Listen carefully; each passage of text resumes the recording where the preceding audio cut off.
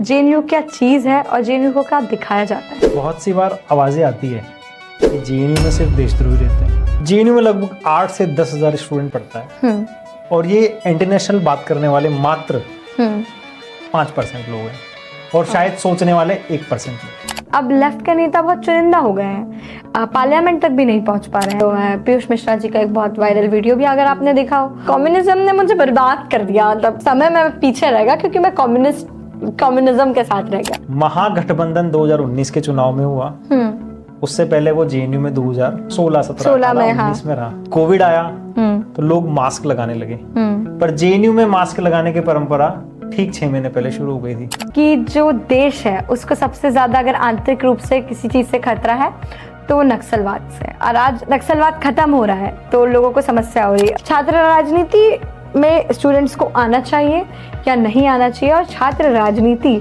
आपके डेवलपमेंट के लिए कितनी जरूरी है? देखो, आपको हर उस चीज में आना चाहिए जहां आपका इंक्लूसिव डेवलपमेंट हो और आपकी योग्यता का परीक्षण हो। नमस्कार, आज हमारे साथ मौजूद हैं एक ऐसे मेहमान जिनकी कहानी जयपुर के एक छोटे से परिवार से शुरू होती है और आगे चलकर वो जेएनयू के बड़े वाद विवाद का हिस्सा रहे हैं। छोटे शहर से आए वो छात्र जो अपनी आवाज़ खुलकर नहीं रख पाते थे, वो जेएनयू में अपनी बात बड़ी बेबाकी से रखते थे। चलिए आज हम आपको मिलाते हैं एक ऐसे शख्स से जो 2019 में जेएनयू के प्रेसिडेंशियल कैंडिडेट रहे हैं। आज हम आपको मिलाते हैं मनीष जांगीर जी से। मनीष जांगीर जी का जो कार्य है वो एनवायरनमेंट, क्लाइमेट और पॉलिसीज पर है और जेएनयू में वो रहे हैं। तो आज हम इन सारे मुद्दों पर बात करेंगे। हम बात करेंगे जेएनयू की राजनीति के बारे में, हम बात करेंगे क्लाइमेट चेंज के बारे में, और हम बात करेंगे उन सारे नैरेटिव्स के बारे में जो लेफ्ट हमारे लिए सेट करता है और उन नैरेटिव्स की हकीकत क्या है। तो चलिए हम मनीष जी का हमारे पॉडकास्ट में स्वागत करते हैं। मनीष जी, आपका बहुत बहुत स्वागत है कि आप हमारे इस खास पॉडकास्ट में आए हैं। बहुत बहुत धन्यवाद सलोनी।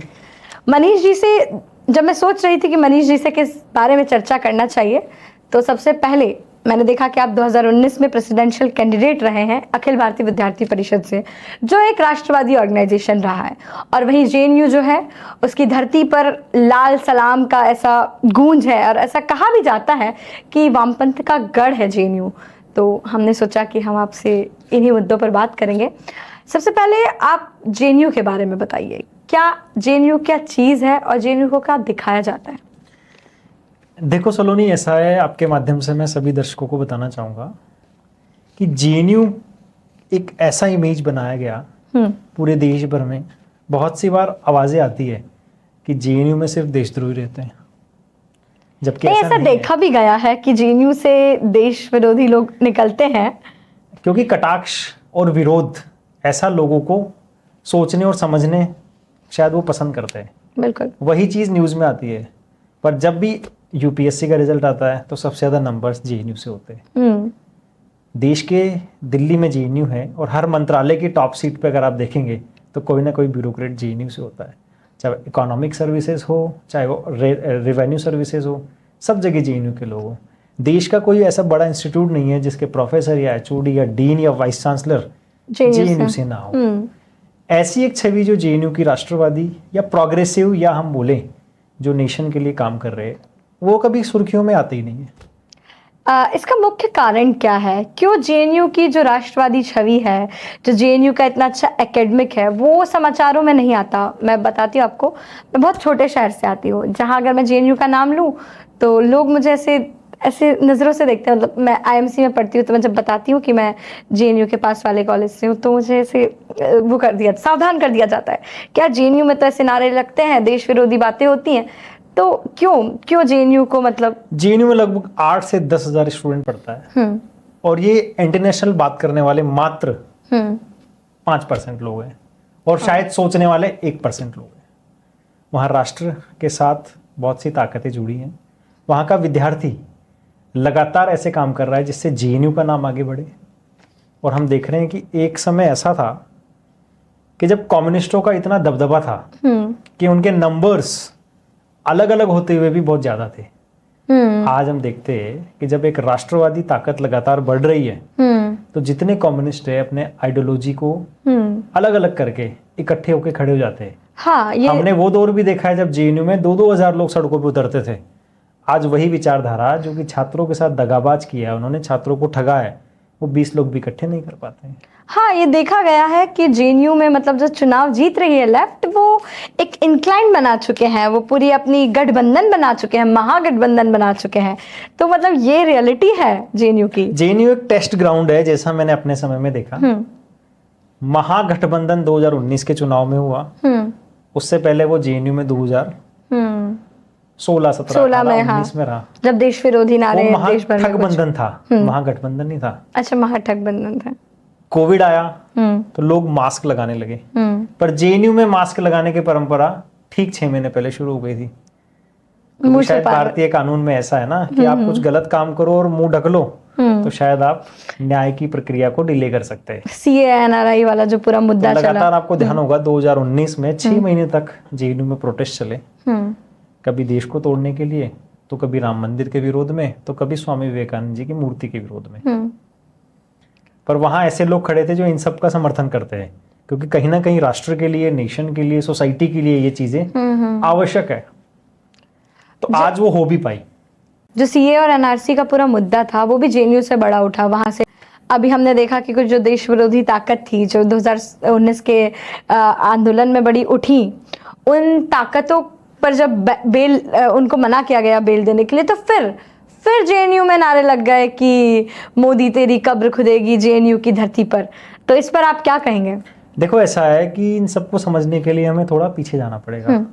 क्या कैंपस में एक छोटे शहर गांव से आने वाला विद्यार्थी क्या आते ही जेएनयू में इंटरनेशनलिस्ट हो जाता है? नहीं, क्योंकि इसके पीछे कुछ ऐसे एकेडमिया के लोग हैं जो अपने आप को इंटेलेक्चुअल कहते हैं, पर वो इंटेलेक्चुअल नहीं, वो शूडो इंटेलेक्चुअल है।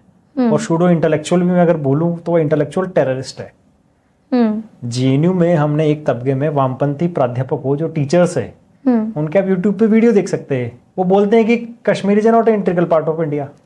वेरी फेमस वीडियो है, टोटली डिफरेंट है, उसको तो अलग कर देना चाहिए। और वहीं एक हमारे शख्स बोलते हैं कि चिकन नेक को काट देंगे। बिल्कुल, और उन्हें जेल में डाल दिया जाता है, तो मुद्दा पूरे देश में उठ जाता है। पूरा देश जब देखता है, सो कॉल्ड लेफ्टिस्ट लोग सड़क पर आ जाते हैं। जिसने वीडियो में बोला वहां हजारों लोगों ने सुना, आज तक रील वायरल हो रही है। आज तक उस पे हम देखेंगे तो लगातार क्या हो रहा है, उसको जांच ही चल रही है, उस पे कोई एक्शन ही नहीं होता है। ऐसा देखा गया है कि लोग जिन्होंने ऐसे नारे दिए कि चिकन नेक से अलग कर दीजिए, ये जो लेफ्टिस्ट लोग हैं ये इनको भी सपोर्ट कर जाते हैं, वो उनके हक में खड़े हो जाते हैं। उन्हें बेल नहीं मिलती तो वो आंदोलन करने लग जाते हैं। तो ये लोग कौन है और ये आइडियोलॉजी जो क्रिएट हो रही है लेफ्ट की तरफ से पूरे जेएनयू में, ये कैसे हो रही है? देखो, देश में ना अभी एक नैरेटिव चल रहा है कि भारत का संविधान खतरे में है। ऐसे लोग डेमोक्रेसी नहीं है। हाँ। पर जो फ्रीडम ऑफ एक्सप्रेशन की बात करते हैं, जो बोलते हैं कि बाबा साहब भीमराव अंबेडकर का संविधान सुरक्षित नहीं है, वो बोलते हैं उसी संविधान में लिखा है इंडिया दैट इज भारत, और एक वो इंटीग्रल नेशन है, उसको तोड़ने की बात करते हैं, तब वो बाबा साहब अंबेडकर जी के संविधान की बात ही नहीं करते। 370 जब हटा तो हमें पता है कि देश के उस मुकुट पे रहने वाले वाल्मीकि समाज, जुकरबर समाज, जिनको जम्मू कश्मीर में ही आरक्षण नहीं मिला, वो वहां पे मैला ढोने का काम करते हैं। तो वहां बाबा साहब भीमराव अंबेडकर का संविधान जब लगा तो खुशी की बात होनी चाहिए संविधान के रक्षकों की, पर ये संविधान के रक्षक नहीं, ये भक्षक है। संविधान की आड़ में, डेमोक्रेसी की आड़ में ये लोग क्या करते हैं? देश को तोड़ने की साजिश रचते हैं। आपने इंटेलेक्चुअलिटी की बात की, तो ऐसा देखा गया है कि जो लेफ्ट लोग हैं वो इंटेलेक्चुअल पर अपना कब्जा करके रखते हैं, वो अपने आप को बड़ा इंटेलेक्चुअल बताते हैं, और वहीं कोई आरएसएस का ऑर्गेनाइजेशन का अगर व्यक्ति सामने आता है तो वो उसको इंटेलेक्चुअल नहीं मानते हैं। वो सिर्फ अपनी जो उनके जो लिखे हुए रिसर्च पेपर्स है, जो आपस में ही वो उसको कोट कर रहे हैं, वो उसको मानते हैं, और कहीं ना कहीं जो दूसरा विंग है उसकी वो बात ही नहीं करते, उन्हें वो इंटेलेक्चुअलिटी से दूर रखते हैं। ऐसा क्यों? भारत की एक शिक्षा व्यवस्था हमने देखी है, जब स्कूल में गुरु या शिक्षक पढ़ाता है तो गुरु को हम भगवान का रूप देते हैं। जब वही विद्यार्थी अपने गांव से, अपने शहर से जेएनयू में आते हैं तो उन्हें लगता है कि हमारे क्लास में जो शिक्षक पढ़ा रहा है ये वही भगवान का रूप है। परंतु वही क्लास में पढ़ाते हैं कि भारत का हिस्सा कश्मीर नहीं है, वही क्लास में पढ़ाते हैं कि नॉर्थ ईस्ट भारत का पार्ट नहीं है, वही बोलते हैं कि जो हमारी डाइवर्स कल्चर है, बोलते हैं हमारा तो कल्चर ही अलग है, भारत में कल्चर ऊपर से लेकर नीचे तक, कश्मीर से कन्याकुमारी बदलता है। गुजरात से कोहिमा बदलता है, पर अगर हम बात करें भारतीयता की, अगर हम बात करें भारत की, तो भारत का जो कल्चर है वो डाइवर्स नहीं है। एक हमें बचपन से पढ़ाया गया कि यूनिटी इन डाइवर्स हमारा नेशन है, नहीं। हमारा कल्चर क्या है? पहनावा, वेशभूषा, खान पान, ये हमारा कल्चर नहीं है। हमारा कल्चर है अतिथि देवो भव, जो कश्मीर में भी है और कन्याकुमारी में भी है। हमारा कल्चर है वसुधैव कुटुंबकम, जो गुजरात में भी है और वो बांग्लादेश के पास बंगाल में भी और असम में भी है। हमारा कल्चर है सेवा परमो धर्म है, जो कि हमारा मध्य प्रदेश में भी है, राजस्थान में भी है और देश के हर हिस्से में ये हमारा कल्चर का पार्ट है। जो हमारी इथिकल वैल्यूज हैं वो हमें नहीं पता है। इसी के साथ साथ इन वामपंथियों ने क्या किया कि अकेडमिया पे कब्जा किया, खुद से गलत नरेशन की किताबें लिखी, उन्हीं किताब को अकेडमिया में डाला और वही सिलेबस स्टूडेंट्स को पढ़ाया। तो लगता है ये सोचते हैं कि जिनको हमारा नॉलेज होगा, जिन्होंने हमारी किताबें पढ़ी है, फेक नैरेटिव्स पढ़े हैं, वही लोग क्या है, इंटेलेक्चुअल है। पर ऐसा नहीं है। अभी भारत में इंट्रोड्यूस हुई है राष्ट्रीय शिक्षा नीति एनईपी 2020, जो बात करती है इंडियन नॉलेज सिस्टम की, जो बात करती है स्किल डेवलपमेंट की, और जो मेघालय शिक्षा पद्धति गुलामी की मानसिकता का प्रतीक थी, जो सिर्फ नॉलेज थोड़ा बहुत बढ़ाती थी पर स्किल डेवलप नहीं करती थी, स्टूडेंट को इंक्लूसिव डेवलपमेंट के लिए नहीं ले जाती थी। आपने एकेडमिया की बात की, तो जब भी हम एकेडमिया की बात करते हैं तो हमें हमारे इतिहासकारों के बारे में नहीं पढ़ाया गया। हमारी मैंने एनसीईआरटी की हिस्ट्री के बुक में कभी महाराणा प्रताप के बारे में जिक्र नहीं सुना, मैंने शिवाजी के बारे में नहीं सुना, मैंने देवी अहिल्या के बारे में नहीं सुना। तो और ऑब्वियसली हमने मुगल्स के बारे में पढ़ा, वो आर मुगल्स, बट जब ये बीजेपी की सरकार आती है और ये हटाती है इन सारी चीज़ों को, तो ये बीजेपी पे क्वेश्चन करते हैं कि ये हिस्ट्री को मिटा रहे हैं। तो व्हाट इज द रियलिटी क्या है? हिस्ट्री तो मिटी हुई थी, शायद ये लोग तो हिस्ट्री को ला रहे हैं ऐसा। और बीजेपी ने, अगर कांग्रेस भी ऐसा काम करती, भारत के आइकन्स को फ्रंट पे लाती, तो शायद ये देश उनके साथ खड़ा होता। हमारे प्रेरणा स्रोत, हमारे जो आइडियल व्यक्ति है वो कौन होंगे? वो बाबा साहब भीमराव अम्बेडकर होंगे, वो महाराणा प्रताप होंगे, पृथ्वीराज सिंह चौहान होंगे, को मानते हैं, वो कार्ल मार्क्स को मानते हैं। देश भर में जो जितने भी ग्लोबली कम्युनिस्ट हुए, वो अपने देश के प्रति देशभक्त थे। वो अपने देश के लिए कुछ भी करने को क्या करते थे, हमेशा खड़े रहते थे। पर भारत के कम्युनिस्ट भारत की बर्बादी की बात करते हैं, चाइना के लिए सपोर्ट करते हैं, क्यूबा के लिए सपोर्ट करते हैं, फिलिस्तीन के लिए सपोर्ट करते हैं, पर कभी ये नहीं बोलेंगे कि हमारा भारत बहुत अच्छा है। उनको इस भारत में डिस्क्रिमिनेशन दिखता है, उनको इस भारत में घुटन महसूस होती है, पर फिर भी वो कहाँ रहना चाहते हैं? भारत में रहना चाहते हैं। तो शायद ऐसा देश हम देखते हैं कि जेएनयू की सड़कों पर पैलेस्टीन का सपोर्ट होता है और वहीं देश की संसद में भी पैलेस्टीन का सपोर्ट होता है। कुछ बुद्धिजीवी आते हैं जो पैलेस्टीन का झंडा लेकर पैलेस्टीन की बात करते हैं, लेकिन वही लोग बांग्लादेश में हो रही हिंसा पर नहीं बोलते हैं, वो देश में हो रही पश्चिम बंगाल में हो रही हिंसा पर नहीं बोलते हैं। ऐसा क्यों? ऐसे क्यों है ये लोग? आप मैं भावुक हो रही हूँ इस बात को बोलते हुए। आप जेएनयू में रहे हैं तो ये सारे मुद्दे जेएनयू से ही निकल कर आते हैं। मैंने जेएनयू की सड़कों पर ही पैलेस्टीन की बात देखी। तो क्यों ऐसा है कि पैलेस्टीन के लोग बात कर लेते हैं लेकिन ये लोग बात नहीं करते हैं बंगाल की, पश्चिम बंगाल की और बांग्लादेश की? देखो, एक शब्द आता है सेलेक्टिव आउटरीच। हमारे यहाँ कहता जाता है कि शक्ल देख के हमें तिलक देख के, मुंह देख के तिलक किया जाता है। ये तो शब्द ही गलत है। हाँ। क्योंकि बदनाम किसको करना है? कल्चर को करना है। तिलक किस कल्चर में है? उसको करना। सही बात है, ठीक। वो देखते हैं कि हमारा फायदा कहाँ है, हमारी राजनीति कहाँ गलेगी। जो स्पेसिफिक लोग जिनके कल्चर में, जिनके धर्म में, जिनकी किताबों में हमेशा महिलाओं का अपमान, देश के प्रति असम्मान, भारत के प्रति असम्मान ऐसा होता है, उन लोग का समर्थन ये क्यों करते हैं? माइनॉरिटी की बात करते हैं तो मैं बोलूँ, डिबेट तब भी होनी चाहिए ना कि पाकिस्तान में 16% से 0.2% हिंदू रह गए, बांग्लादेश में 18% से 1% हिंदू रह गए, और जो हिंदू रह गए पकड़ पकड़ कर उनकी सड़कों पर उनको मारा जा रहा है, वहाँ माताओं बहनों के साथ बलात्कार किया जा रहा है। उस समय ये वामपंथी शांत रहते हैं। इनका इकोसिस्टम है, आज बना रखा है। आज भी ये तरीका है कि सिस्टम हमारा, सरकार उनकी है, इसको हम फील करते हैं, चाहे वो अकेडमिया हो, चाहे वो ब्यूरोक्रेसी हो, काफी सारे, चाहे वो समाज हो, चाहे वो पॉलिटिक्स हो। काफ़ी सारे जो हिस्टोरियंस हैं या हम बात करें रिसर्चर्स हैं, रोमिला थापर हो गई, निवेदिता मेनन हो गई, मतलब मैं खुल के नाम ले रही हूँ क्योंकि ये देखा गया है, ये लेफ्ट के, ये जेएनयू से निकले हुए टीचर हैं जिन्होंने पूरा सेटअप बना रखा है। देखो आज विमर्श का विषय है, नरेटिव्स की बात चल रही है ना, तो नरेटिव एक पर्सन नहीं बनाता है, पूरा नेक्सस बना हुआ है। नरेटिव खड़ा करेगा, एक विंग नरेटिव की बात करेगा, बाकी दूसरे विंग उसको सपोर्ट करते हैं। मैं आपको एक एग्जांपल लेके बात बताना चाहूंगा। रिसेंटली बहुत से प्रोटेस्ट हमने कैंपस में देखे। कैंपस एक बैटल ग्राउंड हर प्रोटेस्ट का होता है। तो अगर मैं बोलूं कि जैसे किसान आंदोलन आया, सीए आया 2019 में, अभी यूजीसी एक्ट पे कुछ हुआ, फिलिस्तीन इजराइल हुआ, रशिया यूक्रेन हुआ, या भारत यूएस के टैरिफ की बात हुई, बिल्कुल उसकी आवाज कहां से उठ रही है? कैंपस से। क्या आम छात्र आवाज तो उठा सकता है? क्या आंदोलन को लंबा चला सकता है? क्या बिल्कुल नहीं, क्योंकि कैंपस में स्टूडेंट को पढ़ना है। वही जो इंटेलेक्चुअल टेररिस्ट की बात हम थोड़ी देर पहले कर रहे थे, वही इंटेलेक्चुअल टेररिस्ट उनको सपोर्ट करते हैं कि जाओ प्रोटेस्ट करो, आपका एग्जाम कॉन्फ्रेंस सब हम देख लेंगे।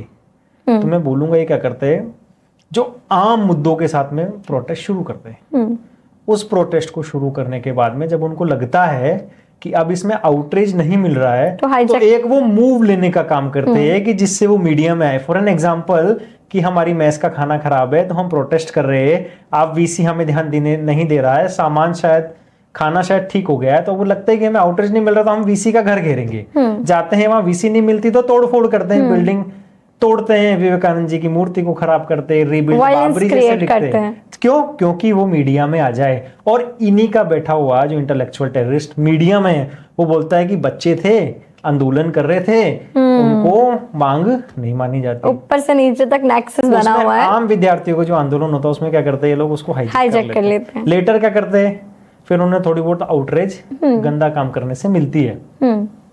समय बीतता जाता है और प्रशासन के खिलाफ आम लोगों को क्या भड़काते हैं। बिल्कुल। बाद में फिर मैं आपकी बात काटना चाहूंगा, बाद में वो लगातार ऐसी गतिविधियां करते हुए उन्हें लगता है कि हमें बिल्कुल आउटरीच नहीं मिल रहा है और हमारे साथ लोग छूट रहे हैं, तो एक बहुत बड़ा रेडिकल मूव ये लोग उस प्रोटेस्ट में लेते हैं, जिस रेडिकल मूव के बाद आम व्यक्ति, आम विद्यार्थी अपने आप को आम प्रोटेस्टर जिसके हकों की लड़ाई लड़ रहे थे वो ठगा महसूस करता है। याद करो वो दिन 26 जनवरी 2020 का, जब लाल किले के ऊपर ट्रैक्टर आए और लाल किले ऊपर चढ़ने की कोशिश करी। तो हुआ जब आम व्यक्ति ने क्या सोचा, ये तो क्या हुआ, गलत हुआ। तो उस व्यक्ति के साथ में इनने क्या किया, उसको प्रशासन से दूर किया, उससे गलत काम कराया। तो इनको लगता है कि अब यही लोग हमें बचाएंगे, तो वो सभी लोग ठगा महसूस करते हैं और आने वाले टाइम पे वो उनके साथ गलत काम करते हैं और बार बार लगातार ऐसे आंदोलन डेवलप करते हैं। तो इनका एक प्रोटेस्ट साइकिल है जो कि कहीं ना कहीं अब जाके एक्सपोज हो गया है। हाँ, अब तो एक्सपोज हो गया है, इसीलिए जेएनयू इतना मीडिया में आ गया है। जब इनका जो नेक्सस है वो टूटने लगा तो फिर कुछ और लोग आए जो उनके नेक्सस को तोड़ने का काम करें। मैं आपको एक बात बताना चाहती हूँ, अपने वायलेंस की बात की, पर ये बार बार आप एबीवीपी से चुनाव लड़े हैं, पर ये जो लेफ्ट के लोग हैं ये बार बार एबीवीपी जैसे संगठनों पर आरोप लगाते हैं कि एबीवीपी गूंस, ऐसी चीजें हमें सुनने को मिलती हैं। ऐसा क्यों? बल्कि वायलेंस तो हमें इन्हीं के प्रोटेस्ट में देखने को मिल रहा है। वामपंथ से हमें 2 शहर या 2 स्टेट हमें ज्यादा ध्यान में आएंगे, शायद केरला और बंगाल, त्रिपुरा आल्सो। केरला में राइट विंग के या देश को समर्थन करने वाले आरएसएस के, एबीवीपी के मोर देन 200 लोगों को इन्होंने पकड़ के मारा है। अभी इसी सत्र में कुछ दिन पहले सदानंद मास्टर जी, जिनकी दोनों टांगे वामपंथियों ने काट दी, वो टीचर थे, उनके टांगे काट दी, उन्होंने अपनी स्टोरी सुनाई है कि फिर हम तय करेंगे कि वायलेंस कौन करता है। और आपको ये भी पता होगा कि इन्हीं की कैंप की मैं आपकी बात का कैडर है, एक बात ऐड करना वो भी इनसे ठगा महसूस करते हैं। बिल्कुल। जो मास्टर साहब है वो पहले बताते हैं कि वो पहले एसएफआई के मेंबर थे। 1984 में उन्होंने एसएफआई छोड़ा और फिर उन्होंने आरएसएस ज्वाइन किया। आप देखो बहुत सारे ऐसे एक्स कम्युनिस्ट ऐसे लोग हैं। हाँ, बॉलीवुड में भी कुछ ऐसे लोग हैं जो कम्युनिस्ट रहे और अपने आप को ठगा महसूस किया। उन्होंने बाद में फ्रंट पे आए, चीजें जानी और आज अच्छा काम कर रहे हैं। मैं एक आपके माध्यम से सभी लोगों को कहना चाहूंगा, कोई भी नैरेटिव अगर फेक होता है, थोड़ा उसके बारे में आप रिसर्च करिए, थोड़ा इंटरनेट से सर्च करिए, थोड़ा लिटरेचर से सर्च करिए। आज तो एआई का जमाना है। बिल्कुल, आप अपने आप स्टैंड लीजिए। आप थोड़ी पढ़े लिखे व्यक्ति है, गलत स्टैंड क्यों लेते? देश में अभी आया कि संविधान बदल देंगे जी। संविधान संविधान कैसे को बदलता है, कौन बदलता है, क्या प्रोसेस है, क्या सरकार बनने से संविधान बदलता है? बिल्कुल। तो हमें ऐसे फेक नैरेटिव से बाहर निकलना चाहिए, सोशल मीडिया और अदर टूल्स का सही उपयोग करना चाहिए। शायद ऐसा बढ़ रहा है, इसलिए नक्सल मुक्त भारत की बात हो रही है। बिल्कुल।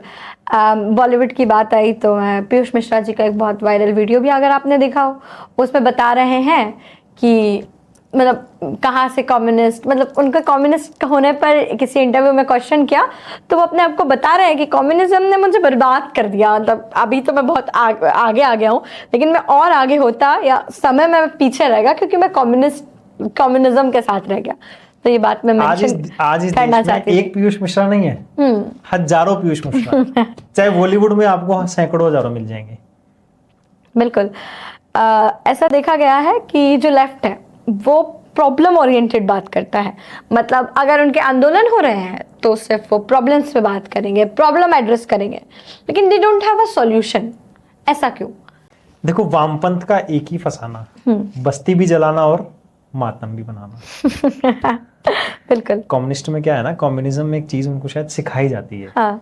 कि झूठ को बार बार ईमानदारी से बोलो। क्या करो? झूठ को बार बार ईमानदारी से बोलो। तो शायद वो नैरेटिव चलाने की कोशिश करते हैं कि संविधान बदलेगा, संविधान बदलेगा। ऐसा अगर वो 100 बार बोलेंगे तो 101वीं बार हमारे लोगों को लगता है शायद यार थोड़ा तो ठीक बोले लोग हैं हम। इसी नैरेटिव्स में आपको एक बात बताता हूँ, अभी ऑपरेशन सिंदूर हुआ ना।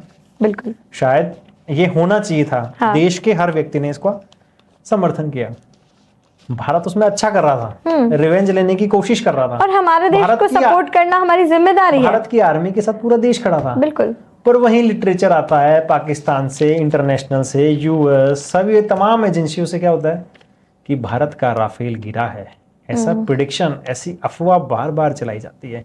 भारत बोलता है हमारा राफेल नहीं गिरा है। तमाम इंटरनेशनल मीडियाज में तमाम रिसर्चर्स ने क्या बोला, 4 गिरा है, 2 गिरा है, 1 गिरा है, राफेल गिरा है, राफेल गिरा है, राफेल गिरा है। आज से 50 साल बाद जब इस विषय पे स्टडी होगी और पुराने लिटरेचर को देखा जाएगा तो शायद उस समय का कोई स्टूडेंट या कोई प्रोफेसर बोलेगा यार ऐसा कुछ ऑपरेशन सिंदूर 2020-25 में हुआ था और शायद वहां एक राफेल तो गिरा होगा, वो अपनी हाइपोथेसिस में ले लिया। तो ये इनका क्या है, नैरेटिव्स का खेल है। इनको प्रॉब्लम खत्म नहीं करना होता है, ये प्रॉब्लम को क्या करते हैं, बढ़ाते हैं, मैनिपुलेशन भी करते हैं। मैनिपुलेशन भी करते हैं। हमने सीखा है जैसे कि हम लोग सॉल्यूशन की ओर जाएंगे, कंस्ट्रक्टिव सॉल्यूशन की ओर जाएंगे। शायद कुछ नारे लगे थे कि चाहे जो मजबूरी हो हमारी मांगे पूरी हो। हम इसका समर्थन नहीं करते। मजबूरी में मांग पूरी नहीं करनी है, छात्रों के, समाज के हितों की बात करनी है। बिल्कुल। संवाद और प्रोटेस्ट दोनों तरीका है।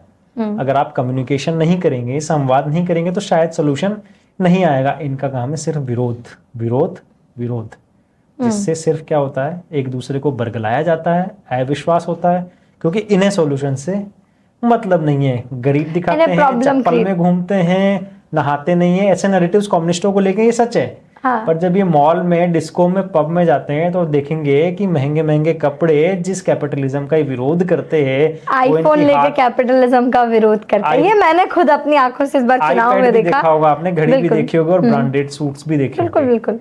तो भारत के लोग तो बात ही आज स्वदेशी की कर रहे हैं। जब वो स्वदेशी की बात करते हैं तो वो स्वदेशी को क्या समझते हैं, ये तो ओपन माइंडेड लोग नहीं है, ये तो रूढ़िवादी है, ये तो रूढ़िवादी है, ये तो patriarchal dash dash dash society के लोग हैं, सत्तात्मक लोग हैं। हाँ। फेमिनिज्म का ढोंग करने लगते हैं, बोलते हैं कि इनके सोसाइटी में तो वुमेन, लड़के सिगरेट पीते हैं, हम भी सिगरेट पिएंगे। पियो ना, कौन मना कर रहा है? बेसिकली जेएनयू में यही कल्चर चलता है। मैं बोलूंगा भारतीय संस्कृति में, मैं आज आपके मन से बोल रहा हूँ कि पुरुष और महिला बराबर नहीं है। महिलाएं हमेशा पुरुष से आगे रही है एक कदम। बिल्कुल। हमेशा महिला का इतना सम्मान रहा है। कौशल्या पुत्र राम, मर्यादा पुरुषोत्तम श्री राम को क्या बोलते हैं आप, कौशल्या, देवकी नंदन कृष्ण बोलते हैं। बिल्कुल। सीताराम आता है, ये क्या है, ये हमारी संस्कृति है। तो महिलाएं अग्रणी रही हैं, पिछड़ी भारत में नहीं रही है। चाहे हमारे वेद देखो, पुराण देखो, लिटरेचर देखो, विज्ञान देखो, सब में महिलाओं का कंट्रीब्यूशन बिल्कुल रहा है, ज्यादा रहा है। तो जहां जिस चीज की आवश्यकता होती है वहां वो व्यक्ति लीड करता है। बिल्कुल। पुरुष और महिला का कोई बाइनरी नहीं है।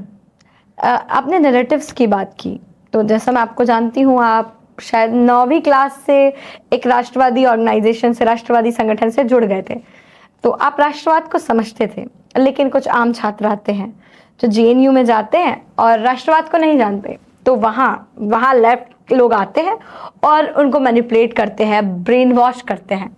तो आपने इसे देखा होगा, तो मैं कुछ वाक्य आपसे जानना चाहती हूँ जेएनयू का, अगर आपको कोई किस्सा याद आ रहा हो उस वक्त का कि कैसे लेफ्ट के जो लोग थे मैनिपुलेट कर रहे हैं। देखो क्या है राष्ट्रवाद कोई फिलॉसफी नहीं है, ये कोई घूंटी नहीं है कि आपने गिलास में शरबत बनाया और पिला दिया। क्या है राष्ट्रवाद? राष्ट्रवादी कोई संगठन, मैं तो ये बोलना भी ठीक नहीं समझता हूँ। हर व्यक्ति राष्ट्रवादी है, मीन्स जो नेशन के लिए खड़ा होता है। बचपन में देखते हैं जनगण मन में खड़ा होना है, बाद में भारत माता की जय बोलना है, वंदे मातरम बोलना है, बाद में भारत माता की जय बोलना है। आर्मी पर्सन दिखता है तो उसको सल्यूट करना है। और भारत के संविधान में जो आपको मौलिक अधिकार दिए हैं उनके साथ ड्यूटीज भी दिए हैं, उनका फॉलो करते हैं। वो सभी लोग जो इस धरती भारत माता, हम भारत माता बोलते हैं, यहाँ भी फेमिनिज्म क्या है, आगे भारत पिता नहीं बोलते हैं, क्या बोलते हैं? भारत माता। भारत माता। तो अगर आप इस धरती माता पर कुछ कचरा नहीं फेंक रहे ना, साफ रख रहे हैं, वो भी क्या है? राष्ट्रवाद है। अगर ऐसे व्यक्ति, तो भारत का हर व्यक्ति राष्ट्रवादी है। उसको बरगलाया जाता है। उसको क्या किया जाता है? बरगलाया जाता है। मैंने बोला कि शिक्षक ने बार बार बोला कि कश्मीर में आर्मी गलत कर रही है, कश्मीर भारत का हिस्सा नहीं है। ऐसे नैरेटिव्स हुए, पर 370 जिस दिन हटता है, भारत में उरी अटैक होता है, तब जेएनयू के हजारों की संख्या में लोग भारत के समर्थन में, सेना के समर्थन में खड़े होते हैं। तो दोनों ही लोग हैं वहाँ, उसको खत्म करते हैं। शायद राष्ट्रवादी लोग ज्यादा है, ऐसा आपको लगता है या ये फैक्ट है? मतलब जितना मुझे पता है कि राष्ट्रवादी लोग हैं वहां पर, और हम देखते भी हैं कि जो चुनाव बार बार आप मेरे को ना जेएनयू की पॉलिटिक्स में ला रहे हैं, तो मैं क्लियर करता हूँ, थोड़ा हिस्ट्री बताना चाहूंगा सबको। बिल्कुल। 2016 में जेएनयू थोड़ा बहुत बाहर निकल के आता है, मीडिया में बात शायद आप करेंगे बाद में, लोगों को पता भी है, उसकी डिटेल में नहीं जाएंगे। एक्सपोज होते हैं। क्यों होते? देश विरोधी नारे लगाते हैं। क्यों लगते? क्या पहली बार लगे थे 2016 में? बिल्कुल नहीं, सरकार चेंज हुई में भी एक नैरेटिव था, मैं आपके सामने बताता हूँ कि अफजल गुरु का नाम आपने सुना होगा। बिल्कुल बिल्कुल। क्या किया था? पार्लियामेंट पे अटैक किया था। फिर उसको क्या हुई? सजा हुई, फांसी हुई। कितने समय के बाद हुई? एक लंबा चौड़ा समय लगा। कमरे फिर लोग क्या कहते हैं? कौन से लोग? ये वामपंथी, ये नैरेटिव करने वाले। अफजल हम शर्मिंदा है ना, ये पहले बोलते हैं कि अफजल की तो जुडिशियल किलिंग हुई है। Judicial killing. भारत का न्याय किससे चलता है? शायद संविधान से ही चलता है ना।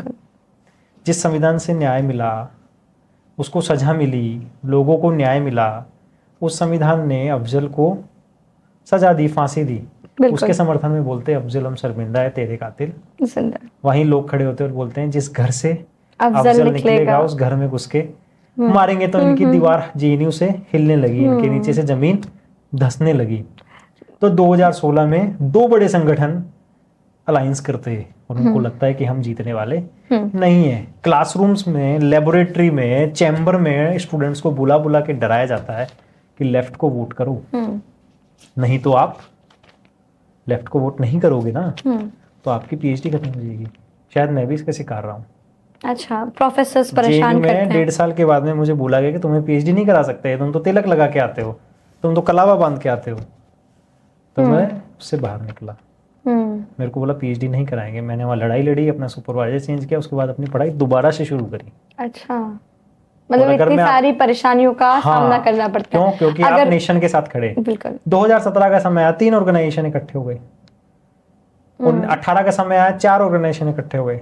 19 के समय तो सारे ऑर्गेनाइजेशन एक तरफ, एबीवीपी एक तरफ। पर एबीवीपी लगातार बढ़ रही है, वो लोग लगातार इकट्ठे हो रहे हैं। तो हम बोलते हैं कि वहाँ नेशनलिस्टिक अप्रोच लगातार बढ़ी। कोविड आया 2022-23 में, चुनाव हुए तो लगातार परफॉर्मेंस अच्छा। 2025 में अप्रैल में चुनाव हुआ था, जहाँ पे एक सीट भी एबीवीपी जीती है। तो ये सबूत है इस बात का कि मतलब राष्ट्रवादी लोग वहाँ बढ़ रहे हैं। आज आपकी बातों से ना मेरी डिक्शनरी में एक अच्छा वर्ड ऐड हो गया, इंटेलेक्चुअल टेररिज्म। पर इस साल एक और वर्ड सबके डिक्शनरी में ऐड हुआ, अर्बन नक्सल। शायद लेट हो गया बिल्कुल, थोड़ा मैं लेट हो गई, ट्रेंड से थोड़ा पीछे चलती हूँ। बाकी अर्बन जो नक्सल्स है, अर्बन नक्सल्स है, वो तो अब बढ़ रहे हैं। जहाँ नक्सलाइट्स खत्म हो रहे हैं, अमित शाह जी जहाँ बार बार कह रहे हैं कि 31 मार्च 2026 तक नक्सल्स खत्म हो जाएंगे, नक्सलाइट्स खत्म हो जाएंगे, वहीं अर्बन नक्सल्स बढ़ रहे हैं। तो ये कैसे बढ़ रहे हैं, मतलब इसका पूरा जो नैरेटिव है जो बिल्ड किया जा रहा है, आप उसको एक्सप्लेन कीजिए एक बार। देखो, बहुत बड़ा विजन था एक नक्सल मुक्त भारत, फिर वही जेएनयू जहाँ नक्सलबाड़ी जिंदाबाद, नक्सलबाड़ी रहेगी, ऐसे अभी नारे लगे, हिडमा, कितने हिडमा मारोगे, हर घर से हिडमा। कौन था हिडमा? जिसके ग्रुप ने और जिसने सैकड़ों लोगों को मारा। बिल्कुल, जिन्होंने मारा, क्या वो लोग रहने चाहिए? बिल्कुल नहीं। तो मैंने बोला कि नक्सलवाद क्या है, अभी वही शब्द इंटेलेक्चुअल टेररिस्ट क्या है इनके पीछे। और जब उन्होंने रिसर्च करना शुरू किया, उन्होंने थोड़ा ज्ञान लेना शुरू किया, उन्होंने कोई सही आचरण में जाने लगे, तो देश के बड़े बड़े नक्सलाइट लोग आज समर्थन कर रहे, सरेंडर कर रहे। चाहे वो आंध्रा की बात हो, चाहे जो रेड कॉरिडोर की बात होती थी, वो रेड कॉरिडोर कहीं ना डॉट्स में कन्वर्ट हो गया है, क्योंकि उनको सच्चाई पता चली। चाहे वो मणिपुर की बात हो, चाहे वो अरुणाचल की बात हो, वो सब लोग कहाँ आ गए? मतलब बोलते हैं कि हम देश के प्रोग्रेस में, विकसित भारत में समर्थन करेंगे, अब हम नक्सलवाद को छोड़ रहे। अगर मैं डेटा से गलत नहीं हूं तो 21 या 11 जिलों में सिर्फ नक्सल बचे हैं। बहुत कम, जो हाँ इतने ही बचे भी बहुत कम, बिल्कुल कम क्षेत्र में बचे। छत्तीसगढ़ देख लो, चाहे उड़ीसा देख लो, आंध्रा देख लो, महाराष्ट्र से खत्म हो गया है, बंगाल से खत्म हो गया है, काफी सारी जगहों से मतलब अब खत्म ही हो गया है। और जो लोग देश में आना चाहते हैं, मुख्यमंत्री जैसे लोग, होम मिनिस्टर जैसे लोग उनका स्वागत कर रहे हैं। क्योंकि जब हम विकसित भारत की बात करते हैं तो उसमें हर एक व्यक्ति का कंट्रीब्यूशन होना चाहिए। विरोध को आप छोड़ नहीं सकते, विरोध भी एक स्वर है, एक नंबर है। बिल्कुल। अर्बन नक्सलाइट्स लोगों के जब हम रिसर्च पेपर पढ़ते हैं, तो जो नक्सलवादी लोग हैं, नक्सल में रहते, मतलब जो नक्सलवाद है, उसको लेकर उनके जो रिसर्च पेपर हैं, आप उन्हें देखिए, आपको ऐसा लगेगा कि एकदम तारीफ किए जा रही है। मैंने अल्फा शाह की एक बुक पढ़ी, बुक का मुझे नाम ध्यान नहीं आ रहा, वो उसमें जो मार्क्स, जो लोग जंगलों में रह रहे हैं, जो नक्सल को प्रमोट कर रहे हैं, उनकी तारीफ में पुल बांध रही है। मतलब मुझे ऐसे शर्म आती है कि कैसे कोई अपराधियों को इतना सपोर्ट कर सकता है। शायद आप किताब पढ़ने के शौकीन हैं, तो मैं बोलूंगा शोभा मांडे की डायरी शायद आपको पढ़नी चाहिए जी। वो एक नक्सल कैंप की हिस्सा थी। उनने अपनी डायरी लिखी कि मेरे कैंप में मेरा हजारों बार बलात्कार हुआ। अच्छा। ऐसी प्रताड़ना उसने झेली और अपनी डायरी में लिखी। वो डायरी वायरल हुई, तब ये कम्युनिस्ट एक्सपोज हुई। अब बात करें ना अर्बन नक्सल और इंटेलेक्चुअल टेररिस्ट, ज्यादा फर्क नहीं है। अर्बन क्यों शब्द यूज हुआ? क्योंकि एकेडमिया में जेएनयू जैसी संस्था में बैठे और वकालत किसकी कर रहे हैं? जो सुदूर लोगों को बरगला रहे हैं, भटका रहे हैं। आज वो लोग समझ के सही दिशा में आ गए और शायद एक समय आएगा कि अर्बन नक्सल जैसा भी कुछ शब्द बचेगा नहीं। ये लोग भारत से जल्दी खत्म होने वाले। पूर्व प्रधानमंत्री मनमोहन सिंह जी ने भी बहुत बार इस बात का जिक्र किया। 2005 में भी उन्होंने, मतलब ये कोट किया हुआ उनका डायलॉग है कि जो देश है उसको सबसे ज्यादा अगर आंतरिक रूप से किसी चीज से खतरा है तो वो नक्सलवाद से। और आज नक्सलवाद खत्म हो रहा है तो लोगों को समस्या हो रही है, और ये समस्या अर्बन नक्सलाइट्स को प्रॉब्लम। देखो, बोलना और करना दोनों अच्छा है। शायद उन्होंने बोला तो शायद उनको कहीं फील किया होगा और वो ये इतना बोल पाए, शायद उनके लिए डेमोक्रेसी थी, उनके लिए एक, उसके बोलने के बाद उनको पता नहीं क्या क्या झेलना पड़ा होगा। बट वर्तमान सरकार ने शायद बोला और करके भी दिखाया, जो पूरा देश दिख रहा है। बिल्कुल। लेकिन तो मैं बोलूंगा कि जो इन अर्बन नक्सल के साथ रहते वो एकेडमिया में, समाज में अपने ऐसे काम करे, ऐसे नैरेटिव्स जो सही तथ्य है उनको फ्रंट पे लाए, तो ये भी जल्दी खत्म होने वाले। और ऐसे लोग हम देख रहे। और एक्स कम्युनिस्ट आज सावरकर डिबेट में, उन पर किताबें लिखी जा रही है, उन पर रिसर्च हो रही है। जब सावरकर को माफिया वीर बोलते तो वहीं से निकल के आता है कि इंदिरा गांधी ने उनको प्रेज किया था। वहीं से निकल के आता है कि उन्होंने देश के लिए लगातार लिटरेचर भी लिखा। बिल्कुल। चाहे वो सामाजिक बात करे तो जो हमारे यहाँ विशेष दलित समुदाय है उनको मंदिर में जाने की परमिशन मिले, उसके लिए लड़ाई भी लड़ी। तो वो सामाजिक नेता भी थे। उनकी लिखी किताब स्वतंत्र समर, उनने बोला कि 1857 की क्रांति भारत के लिए एक बड़ी क्रांति थी। अगर उसको रोका नहीं गया होता तो शायद भारत उसी समय आजाद हो जाता। बार बार जब भी हम लेफ्ट वाले लोगों की बात करते हैं तो पहले कहीं बहुत ज़्यादा दबदबा हुआ करता था। मैं दिल्ली विश्वविद्यालय से आती हूँ, तो वहाँ जब परसेंटेज पे एडमिशन होता है, मेरा तभी एडमिशन हुआ था, तो वहाँ केरल के जो बच्चे आते थे उनके 100% है और उनको मैंगो तक की स्पेलिंग नहीं आती। तो मतलब ये मैंने भी शिफ्ट देखा है कि वहाँ से लोग वो यहाँ भेज रहे हैं। देखो, एक इंटरनल बात मैं बताना चाहूँगा, मैं आप सबूत मांगेंगे तो शायद मैं दे नहीं पाऊंगा, पर ये मेरी रिसर्च भी है और मैंने कहीं देखा भी था। एक लड़ाई लड़ी हमने, आप एग्जाम्पल की लगातार बात कर रहे थे। 2018-19 में जेएनयू का पीएचडी एंट्रेंस एग्जामिनेशन ऑब्जेक्टिव हो जाता है और ऑनलाइन की ओर बढ़ता है। उससे पहले जेएनयू में सब्जेक्टिव होता है। तो एक विरोध का स्वर आया कि सब्जेक्टिव एग्जाम तो होना ही चाहिए, स्किल्स वहीं आएगी। जब देखा गया, कुछ आरटीआई से बुक्स देखी गई, तो जिन विद्यार्थियों का सिलेक्शन हो रहा है वो किसी विशेष यूनिवर्सिटी से, किसी स्पेसिफिक जगह से आ रहे हैं और उनका आंसर की एक कोडिंग है 2 1 3 4। इस ऑर्डर में आंसर लिखना है। मतलब ये आपने अपने रिसर्च में देखा है? अपनी लोकल लैंग्वेज में लाल सलाम किसी कोने में लिखा है। हाँ, ये मैंने देखा है। ये डीओ आने वाले समय में पब्लिक में आएगा, इसीलिए शायद मतलब ये इसलिए एक विशेष प्रकार के लोग, विशेष आइडियोलॉजी के लोग स्थापित हो गए। जब से ऑनलाइन एग्जामिनेशन हुआ, चीजें ध्वस्त हो गई। आज जेएनयू में डाइवर्स लोग आ रहे हैं। देखा जाए तो इनका रिप्रेजेंटेशन कम हो रहा है। जहां पहले इतने लेफ्ट के लोग डीयू में दिखते थे, जेएनयू में दिखते थे, वो अब कम हो रहे हैं, खत्म हो गए ना, क्योंकि लोग तथ्य पे बात करने लगे। ये तो एजुकेशनल इंस्टीट्यूट की बात हो गई, लेकिन अगर हम बात करें पार्लियामेंट की, तो पहले पार्लियामेंट में भी बहुत सारे नेता चुन कर आते थे कि लेफ्ट के नेता हैं, लेकिन अब लेफ्ट के नेता बहुत चुनिंदा हो गए हैं, पार्लियामेंट तक भी नहीं पहुंच पा रहे हैं। ऐसा देखो, बंगाल और केरल की बात वामपंथ से करते तो शायद वामपंथ बंगाल में तो स्टेबल नहीं है। एक टाइम टीएमसी आती है तो एक बार सीपीआई आती है, पर केरल में थोड़ा सा है। पर अभी लगातार केरल के लोग फ्रंट पे आ रहे हैं, रिप्रेजेंटेशन ले रहे हैं। केरल एक एडुकेशन में सबसे प्रोग्रेसिव स्टेट बोलते हैं, तो शायद अब वहाँ के लोग भी रिसर्च करने लगे और वो भी नक्सल मुक्त, वामपंथ मुक्त केरल बनने की ओर है। और शायद इनकी जगह शायद भारत में तो नहीं रहेगी, जाना है तो फिर फिलिस्तीन, क्यूबा और चाइना और XYZ जगह जाए, क्योंकि शायद उनको वहाँ स्वतंत्रता मिले। इन लोगों ने जो कैंपस में बहुत ज़्यादा वायलेंस क्रिएट कर रखा है, आपको नहीं लगता उसके कारण जो एक आम विद्यार्थी आता है, आम घर का विद्यार्थी आता है, अब तो इनको बरगलाने लगा स्टूडेंट। अच्छा, इनके नंबर्स खत्म हो गए। 2000 लोग इकट्ठा करने वाले लोग 20 नहीं कर पाते। अब मैं आपको 3 चीज लगातार बताऊंगा जो शायद आप समझ पाएंगे। बाबा साहब भीमराव अंबेडकर के संविधान को लेके उन पर राजनीति करने की कोशिश करते हैं। जब बाबा साहब भीमराव अंबेडकर इलेक्शन लड़ने गए तो इन्हीं वामपंथियों ने बोला कि अपना बैलेट पेपर फाड़ देना, पर इसको वोट मत देना। फेमिनिज्म का ढोंग करते, पर किसी महिला को तलाक तलाक बोल के समाज से बाहर कर दिया जा सकता है, परिवार से बाहर कर दिया जाता है। हलाला जैसी प्रथाएं जहां पर हैं वहां पर ये मौन हो जाते हैं।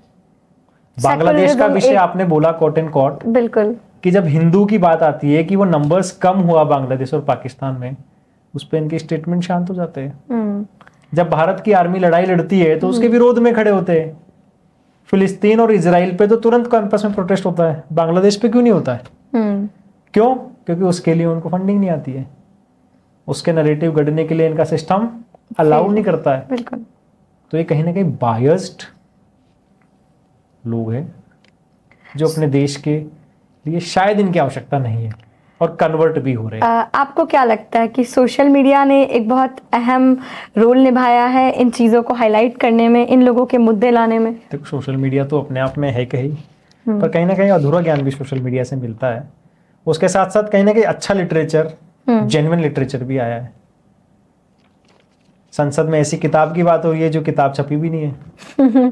जहाँ बिल्कुल तो क्या है, वही ना, झूठ को बार बार बोलो, किताब में लिखा है लिखा है लिखा है, पर ओवरऑल किताब में सच हो जाता है, किताब ही नहीं है। 100वीं बार कोई मान ही लेता है। किताब ही नहीं। युवा है एक 60 साल का, 55 साल का, 50 साल का, युवा है युवा है युवा है, 500 बार बोल दिया, फिर लगता है कि यार हाँ यार युवा होगा। 55 साल के हाँ, युवा, यूथ की एज जो 40 से है ना, वो आप 60 तक पहुंच गई है। तो बस ये नैरेटिव है, पर ये फॉल्स नैरेटिव टूट रहे। फेमिनिज्म को लेके बहुत बातें करते हैं, इस पर आपकी क्या राय है? आपके लिए, आप मतलब, फिर मैं, आप नहीं मानते सबको राष्ट्रवादी होना चाहिए, आप राष्ट्रवादी संगठन से आते हैं, आपके लिए फेमिनिज्म की डेफिनेशन क्या है? फेमिनिज्म, मैंने बोला कि भारत में महिला का स्थान हमेशा पुरुष से आगे। हम अगर बोले कि भारत में फेमिनिज्म का एग्जाम्पल क्या है, तो जब स्वतंत्रता की लड़ाई हुई तो वीरांगना लक्ष्मीबाई आगे आती है। अहिल्याबाई होलकर जो भारत में मुगलों द्वारा तोड़े गए मंदिर रिकंस्ट्रक्ट करती है।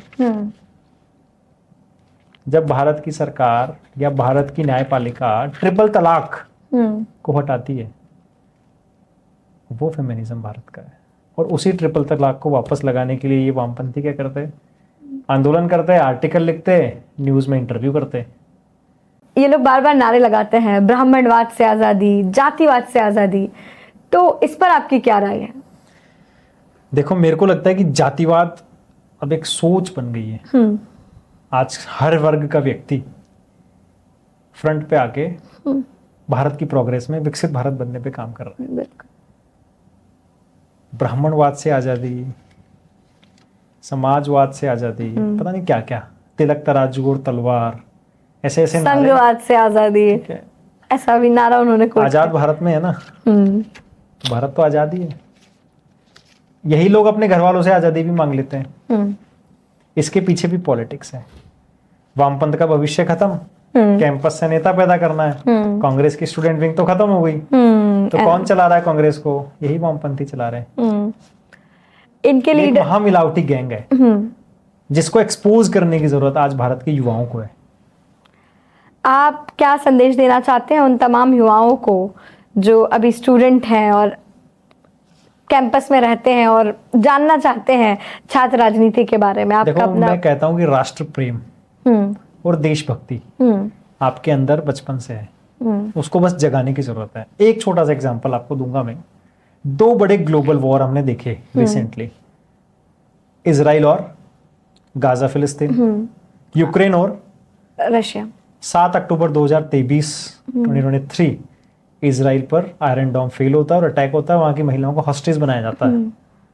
तो पूरे देश में, ग्लोब के नक्शे पर जहां जहां इजरायली थे वो इजराइल चले जाते हैं।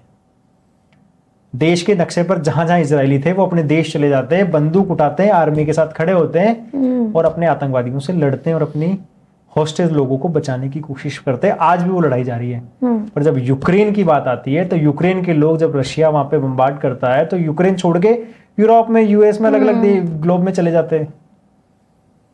तो ऐसा कहीं भी हो, शायद मैं रहूं या ना रहूं, मेरा देश रहना चाहिए। तो हमें सीखना चाहिए ऐसे लोगों से कि अपने देश पर कोई संकट आता है तो हमें हमारे आर्मी, हमारा प्रशासन, हमारी सरकार, चाहे आपका मत कोई भी हो, हमें किसके साथ रहना चाहिए? देश के साथ रहना चाहिए। शायद यही हम सब घर में सीखते हैं, यही हमारी शिक्षा में होगा या है या होना चाहिए। तो देश के साथ कॉम्प्रोमाइज नहीं चाहिए। आपके पास बहुत अच्छा जगह था, आप बहुत अमीर थे, आपके पास सारी सुविधाएं थी, आप एक प्राइम मिनिस्टर ऑफिस में, प्राइम मिनिस्टर होम में, घर में बैठे थे, तो लोग आए, तोड़ के चले गए। बांग्लादेश में हमने देखा। बिल्कुल। अगर आपके पास लॉ एंड ऑर्डर ही नहीं होगा तो आपके पास ये संपत्ति क्या काम आएगी? इसलिए देश रहना चाहिए। लोगों के घरों को लूटा जाता है, भारत में भी ऐसे प्रयास हुए। कोविड के समय बेंगलोर के दंगे हुए जहां घरों को तोड़ा गया।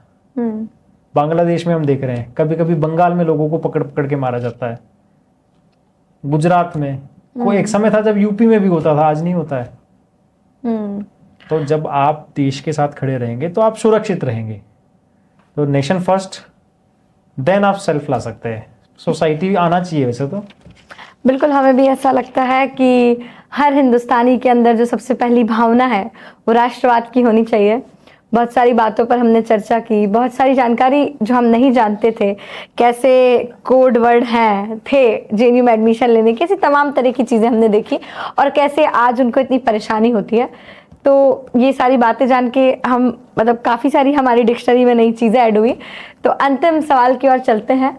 आप बड़े संक्षिप्त में इसका उत्तर दीजिएगा कि तमाम युवा, फिर से वही कि तमाम युवा जो आने वाला भविष्य है, क्योंकि आप निकल चुके हैं, छात्र राजनीति से निकल चुके हैं और ऐसा देखा गया है और ठीक है बहुत बार लगता है, छात्र राजनीति में स्टूडेंट्स को आना चाहिए या नहीं आना चाहिए, और छात्र राजनीति आपके डेवलपमेंट के लिए कितनी जरूरी है? देखो, आपको हर उस चीज में आना चाहिए जहां आपका इंक्लूसिव डेवलपमेंट हो और आपकी योग्यता का परीक्षण हो और आपकी योग्यता देश के काम आ जाए।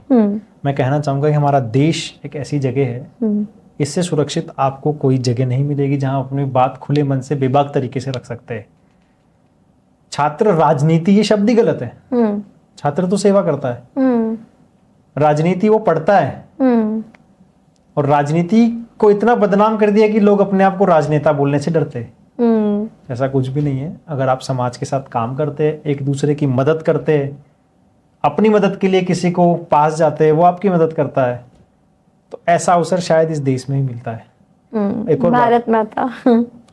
सेक्युलरिज्म सेक्युलरिज्म सेक्युलरिज्म, ऐसा शब्द, भारत सेकुलर नहीं है, भारत कम्युनल है।